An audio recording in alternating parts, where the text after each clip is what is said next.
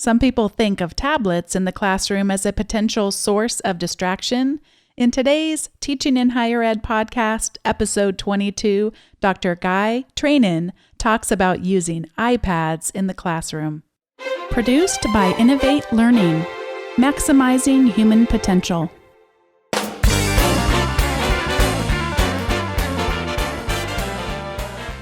Welcome to this episode of Teaching in Higher Ed. This is the space where we explore the art and science of being more effective at facilitating learning. We also share ways to increase our personal productivity approaches so we can have more peace in our lives and be even more present for our students. I'm so pleased today to welcome Dr. Guy Trainin, an associate professor in teaching, learning, and teacher education at the University of Nebraska-Lincoln. Guy, welcome so much to Teaching in Higher Ed. Hi, thanks for having me.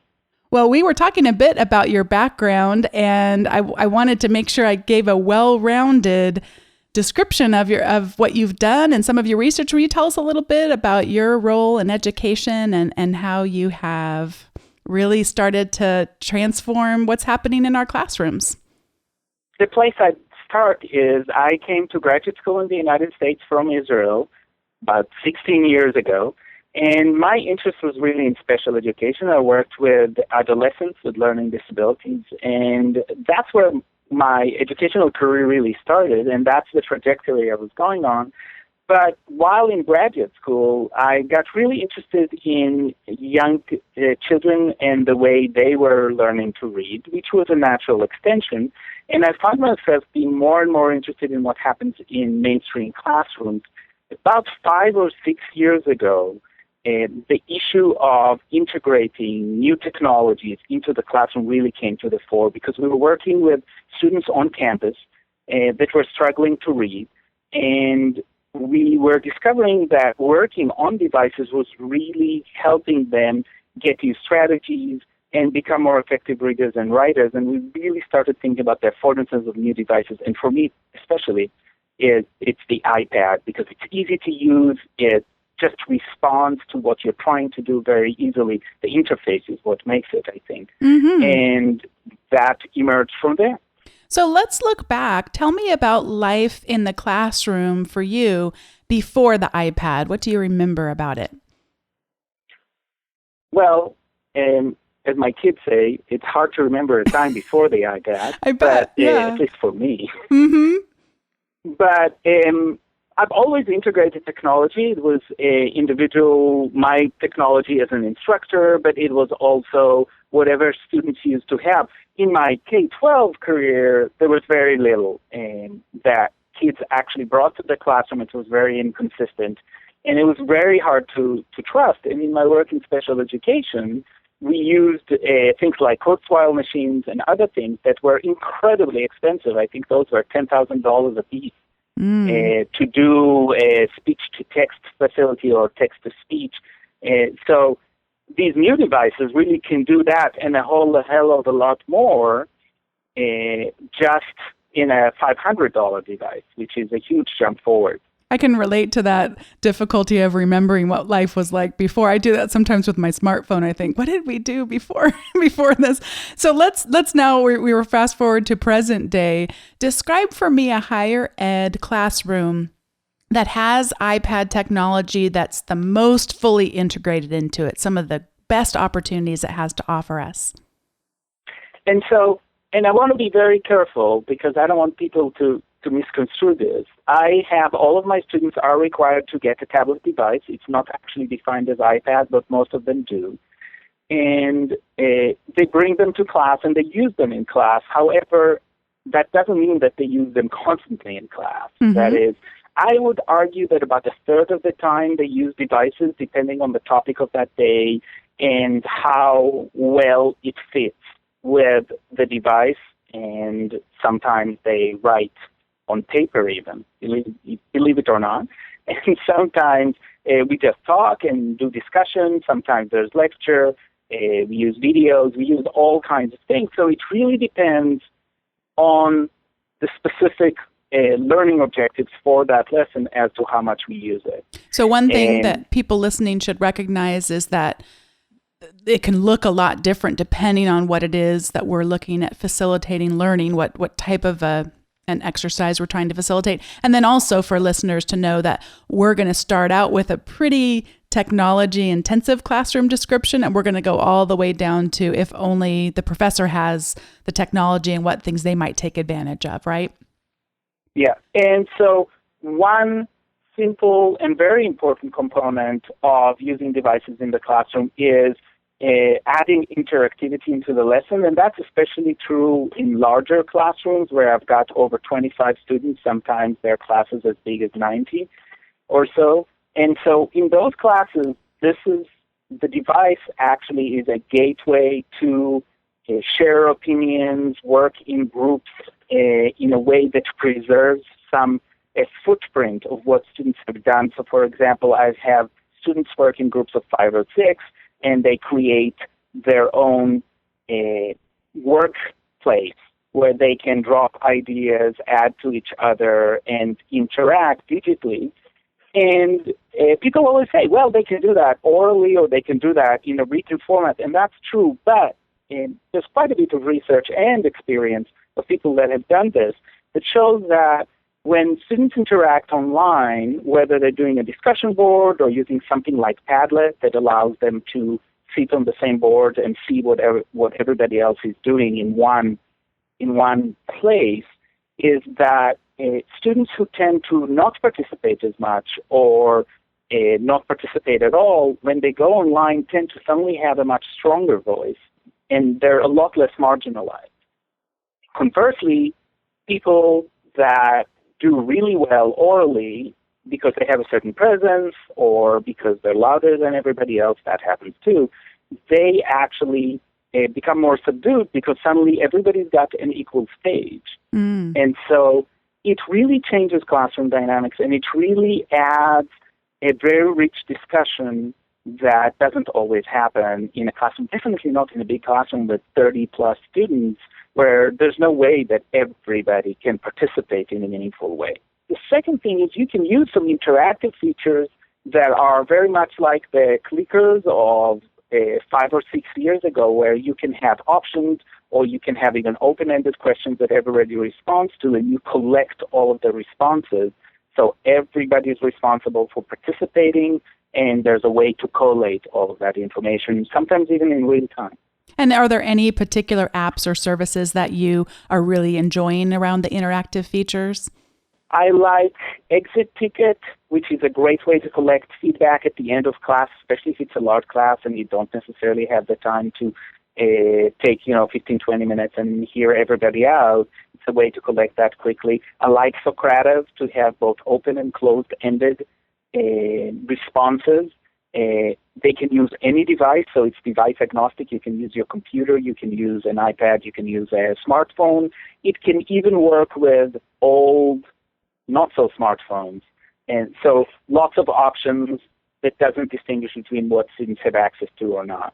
I've always not gone and looked very heavily at Socrative because I thought that it wouldn't use older non-smartphones. So I've been using Poll Everywhere and like that quite a bit, but I'll go definitely check out Socrative again because I didn't know that was an option. That's a good one. It is an option, especially on the older version. I'm not sure it works on the version 2.0, so that's something. And I've used Poll Everywhere. I don't have to right now because all of my students have devices, which makes it a lot easier. Yeah, you can take advantage of some of these more sophisticated tools. Yeah. So we've looked a little bit about what does a higher ed classroom look like that has iPad technology. One thing that you've described is I might see students grouped in groups of 4 to 5. They might be creating these collaborative workspaces where they're engaging with each other. I think one real misconception people can have is thinking that what we would see would be a lot of heads down typing on the keypad or what have you and not engagement with each other. I saw a great video that I will link to in the show notes of kids that were developing their own presentations on their iPad, and then they would create a video and do some editing. It's just wonderful to see that we can actually help kids and also our higher education students be able to draw them out a little bit and help them express themselves and actually become better presenters. Have you seen that in your experience as well? And I'm seeing quite a bit of it, and now in higher education as well. Up until a few years ago, the students that we were getting in higher education were not as ready for this. But this is a generation who grew up with YouTube as kind of the entry point to everything you've ever wanted to know about anything, and they think that way. I think that they think more in this multimedia approach. So I have a group of students that whenever I give a task in class and we jigsaw and each group gets a different task to present to everybody else at the end, they automatically make a video. They make an iMovie video in about 6.5 minutes flat, and the video itself is 4 minutes long. So they're just masters of these new media products in ways that I think for us who grew up in the more text-heavy generations are not quite as quick to do. I had students who recently did a video for a pitch for a business plan they're creating, and theirs is the e-bowl.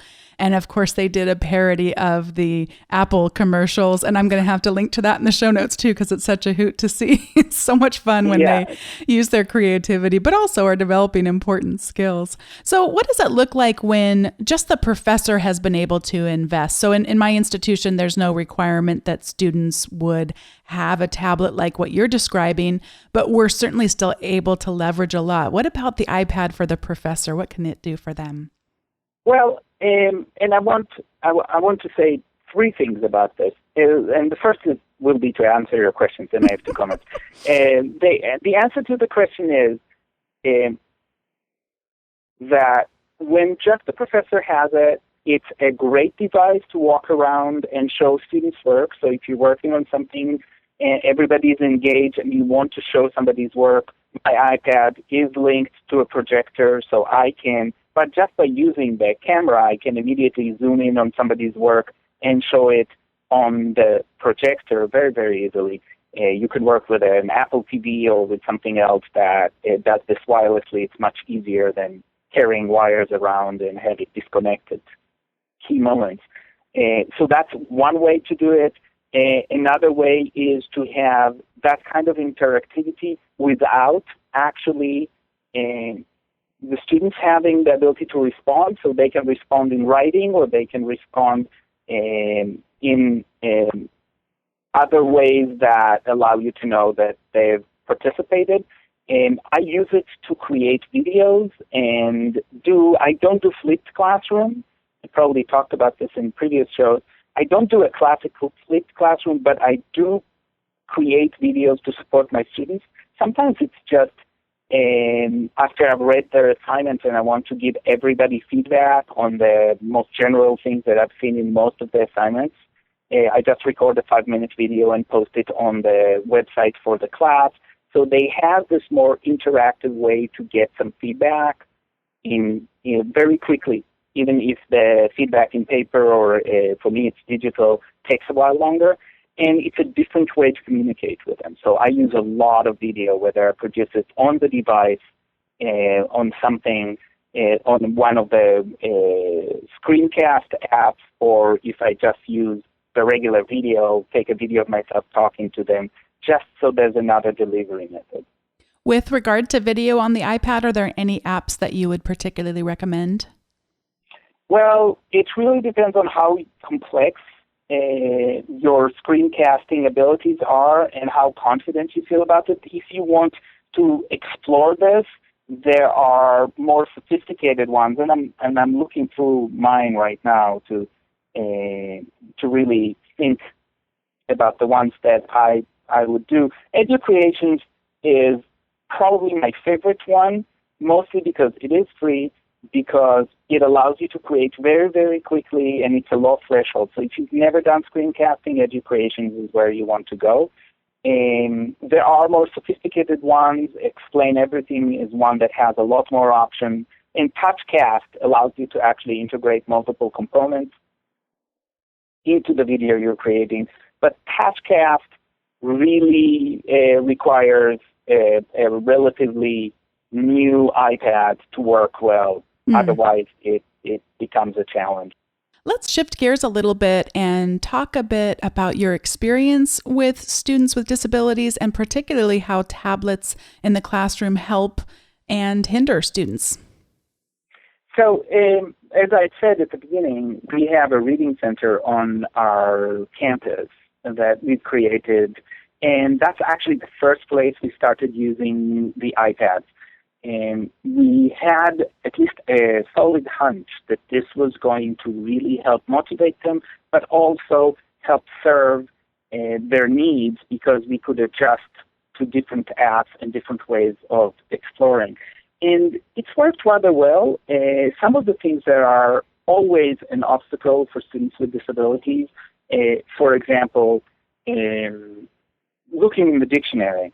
If you get confused about the order of the letters, this is a miserable experience, especially with rare long words, the polysyllabic monsters we have in English. Yeah. And so being able to just highlight the word and say, look it up, or use the dictionary app, which is fantastic and free, allows you to access very quickly the meaning of the word, what it sounds like, so you'll say it out loud, and the different contexts that it might appear in, and of course the extension to thesaurus and all of that. That has been fantastic. The voice-to-text and text-to-voice features has been invaluable, I think, for students with disabilities. And I find, especially with younger students with disabilities, even somewhat with older, I like the larger iPads, not the minis, because of fine motor control. A little bit more screen space allows you to maneuver quite a bit more. So that has been helpful. And the biggest challenge, I think, is the transition from having a device to not having a device. So the one problem with having devices is if in part of your life you don't have access to the device, then everything you've learned to do well and smoothly on the device doesn't transfer well, and that can be somewhat frustrating for students who have learned to really flourish with the device. What are some other tools that you found to be particularly helpful? Any apps or services or ways we can really help facilitate their learning better? There's some basic apps that I love, but actually embedded in the iPad right now are a lot of the best features that are available. So I love apps like Dictionary.com has a lovely app, and I have a few others like the Visual Thesaurus is a great word learning app that allows everybody, including adults, to explore and to kind of expand their vocabulary in a more almost tactile way, but really looking at semantic connections and not just something that mechanical. One of the things I love the best, especially working with students with disabilities, is just the fact that when you bring up the keyboard, the virtual keyboard on the iPad, first of all, you can reorganize it in a number of ways, but the best piece is that you can automatically bring up the microphone and you talk and it writes, which bridges all of these complex ideas to and the obstacles for students with disabilities into writing, and at least the first draft can just be spoken into the device, and then you edit and you do everything else. And that, for me, is just, the affordance there is just magnificent. I find that not a lot of my students think to do that. And I don't know if you found that too, or if you have a theory about why that might be. I mean, I myself, I suppose, don't leverage that as much as I could too. And I think that has something to do with our value system and what we consider to be real writing and real reading. Because when you ask students, you ask even middle school students if they do a lot of reading, a lot of them say no. But then you find out that they spend 2, 3, 4 hours a day sometimes, unfortunately. But they do spend it online, and a good portion of that time they read. They just don't consider it reading. And I'm not sure I want to dissuade them from that because they might stop. Exactly, yeah. And I think the same thing happens about writing. For us, for a lot of people, doing oral language that turns into writing sounds like they're not doing the real thing. I mean, you've got to sit there with a pencil or with a keyboard and really think about it and hammer things out. That's the only format. So I think we have these preconceptions of what counts and what doesn't count. And for us who grew up in a different generation, for us it was always on paper or at best on typing it out. The other ways don't count. I didn't think about this until you said this, Guy, but for me, a lot of people talk about, gosh, how could you record a podcast? How do you do that? Then when you have to listen to yourself later. And for you, recording your videos, I'm sure you get that a lot too, where how can you be on camera? But once you get used to that, I think it actually helps us as writers and thinkers to get that first draft. There's an author that I love whose name is Anne Lamott. And I'm going to have to curse, and I've never cursed on this show, so it's the first time. But I want to quote her directly. She says we have to get the shitty first draft, and I do think as someone who we've all struggled with writing, and sometimes it's just letting your stream of consciousness go. And I wonder if the audio can help us with that. And there's a fantastic book that I came back to recently, and it is Peter Elbow's Vernacular Eloquence, what speech can bring to writing, and he addresses that kind of head on and says, this is really where it's at. We've for years, for centuries, privileged the act of writing, the mechanical act of writing over voice, because we perceive it to be different. And he talked about the fact that it is in some ways very different, but in many ways we can get that shitty draft out very quickly if we use our voice and then work with it. Oh, I will definitely link to that in the show notes. Thank you so much for telling me about that. I'm so intrigued now. Let's look a little bit. Another concern that colleagues of mine have had, and certainly this should be a concern of all of us, is that if we introduce technology like this into the classroom, we're amplifying the haves and haves not effect. So for people from a lower socioeconomic status, because they may not be able to afford the devices, are we keeping them from educational resources? And you have some important research that you've looked into that might help alleviate some of our concerns. Yeah, and as usual, I have three parts to my answer, two of which I will actually get to. So the first one is that when we talk about people living in what we still call the Western world, for lack of better description, actually using whatever resources are available around them that are digital is critical, because these are the tools of the modern world. And if we're not asking them to use them, that means they're not learning how to use them well. So they will all go on Facebook. We know there are so many people on Facebook, they must be on it. And they know how to do some things. They know how to consume some video, but they don't know how to use it for being productive in learning environment and in work environment. And if we don't teach them how to do it, nobody might. I mean, my kids, I teach them, even if they don't necessarily get all of that at school, and that's definitely true of my older kids, and my younger kids are getting some of it at school. But if nobody teaches them, then they're going to go into life with all of these other skills that we were able to teach them in higher education, let's say, but they will be missing this critical piece that is now expected in most workplaces. You're expected to be well-versed in how you work in social media and how you work with these devices, so you can be accessible anytime, and that's a different problem, and we can not always be happy about it, but those are the expectations of the modern workplace and definitely modern learning. So that's the first answer. Second answer is that there's growing research, especially in the United States, that shows that people who come from lower incomes and people who come from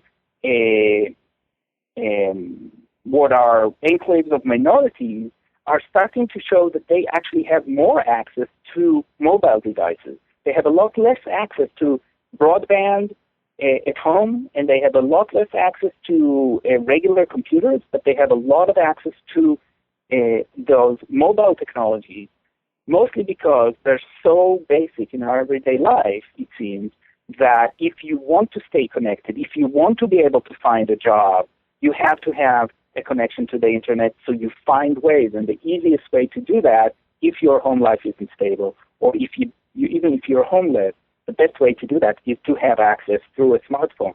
So we're seeing these strange situations where people are homeless, but they do have some kind of a smartphone or other access, and this is a growing phenomenon. It's staggering how quickly it's changing too. So thank you for that reminder, and also how we might be able to then help people be able to embrace the cultural and communication methods that people use in the workplace. It's a really important skill for us to be able to develop in them, and then also to recognize that the trend is changing, that a lot more of our students are going to be showing up with these smart devices, but as you said, perhaps not well trained to be able to use them yet. Well, what have I not asked you about iPads in the classroom that we should talk about before we get to recommendations? My position is unique, and one of the things that we started talking about before, and you said some organizations and some people do not require access to technology in the classroom. One of the reasons we've made it a requirement is because most of my students will end up as teachers in classrooms, and it is crucial for them to be able to communicate with their students with digital devices. Most of the United States, across the United States, 99% of schools have broadband connections, and there is the expectation of moving teachers to use technology and to use technology with students. Part of the reasoning behind our requirement is not just for their own learning in my classroom, but it is for their ability to teach in the classrooms they're going to find themselves in 2 to 4 years. For me, we're thinking really 20, 30 years forward, because we're training those teachers who tend to stay for quite a while as teachers in classrooms, and I've got to be ready to teach kids that will grow up in the middle of the 21st century. I'm so glad that you brought that up and made that distinction on your role. I teach a few times a year in a doctoral program for educational leadership, and I am sad to say that there's it's a small sample size, but a staggering difference in their technical capabilities and their age. And it's interesting to me, because they'll actually write about this in some of their blogs and reflecting upon it, that they know it's a mental block for them. And one of the things we've talked about in prior episodes is the fixed mindset versus the growth mindset, and some of the research that's been done there. And if I believe that technology is not accessible to me, it's too hard, I can't do it, I'm too old or whatever, that really is going to limit my effectiveness as an educator. And it's just such an important responsibility, as you said, as we're building up the next generation and trying to meet their needs. For us in the U.S., the trend we're seeing is that they're all realizing that they have to be there. And they have to be there for two reasons. They have to be there because that's what their students need, and that's what districts really require nowadays. The second thing is a self-protection. If you lose your job or if you want to move anywhere else, one of the first things that administrators tell us, they ask from all of their new teachers is, what are your capacities? What do you know about integrating technology? And if you don't have a very good answer to that, you're much less likely to get a job. So true, so true. Well, this is the part of the show where we move on to talk about recommendations. And I know you had done a little thinking about what you might like to recommend to the listeners. Do you want to go first, or should I go first? Well, I will go first. Okay. One of the most fun things for young kids all the way through the grades and even adults is Minecraft. It's one of the things we're playing with right now. My kids are crazy about it, but I've got graduate students working on it. And it's fascinating because this is a virtual world that is not hyper technology.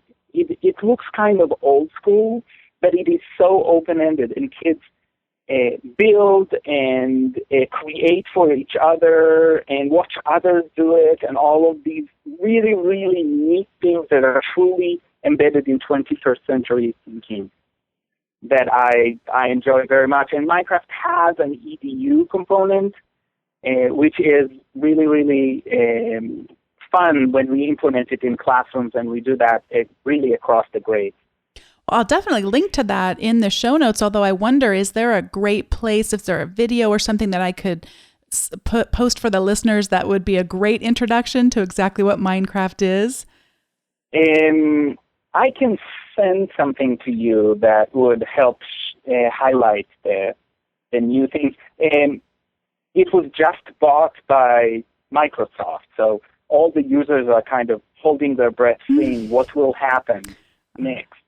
But it's definitely, if you go on minecraftedu.com, there's a video right there at the front that helps show what kids can do. Oh, I will definitely look that up, and I appreciate the recommendation to do so. My recommendation, I was just like Guy was talking about earlier in preparing for today's show, since we were going to talk about iPads, I thought I'd just go look at the apps that I use more than any other. I use a newsreader app that is called Newsify, but a lot of these newsreader apps just talk to another service that works in the back end to track what news we've read and unread. And the thing that's making them all be so easy to use is called Feedly. It's a little bit confusing because Feedly is a website, but it's also an app, just like so many of these services. But what Feedly lets us do is when we want to follow what's going on with an organization or a blog or the news, we have the ability today to really, really hone in on what's most of interest to us and subscribe to those things. And so I use Feedly to subscribe to everything from my dad's photographs. He posts a photo every single day on Flickr. He's a little OCD on that front, but it's wonderful to get to share with him in the photographs he's been taking. And of course, I subscribe to lots of news and what's happening in technology and educational technology in the classroom. But what I'm also using it for now is subscribing to my students' blogs. As I talked about in our last episode, I'm doing so much more having students blog and having a voice to the outside world.